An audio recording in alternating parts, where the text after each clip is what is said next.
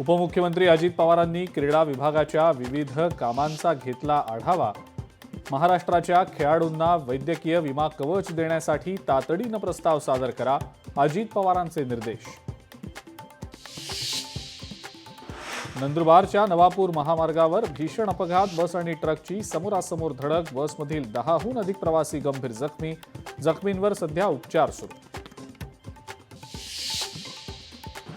दुर्गा अष्टमीच्या निमित्तानं विठ्ठलाला सोन्याचं सोवळं आणि सोन्याची पगडी परिधान, रुक्मिणी मातेसही 400 वर्षांपूर्वीचे जुने मौल्यवान दागिने केले परिधान।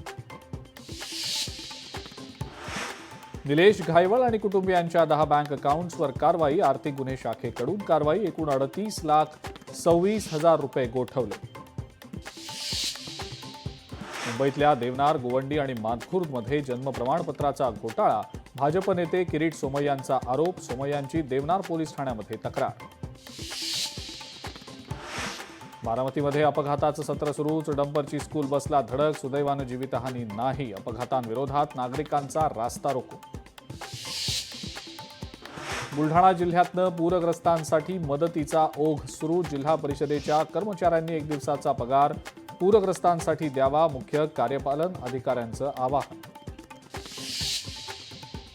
भाजपच्या नमो नेत्र संजीवनी अभियानाचा नवा रेकॉर्ड, मुख्यमंत्री सहायता निधी आणि भाजपचा संयुक्त उपक्रम, मुंबईत 227 वॉर्ड्समध्ये एका दिवसात 2.5 लाख चष्म्यांचं केलं वाटप।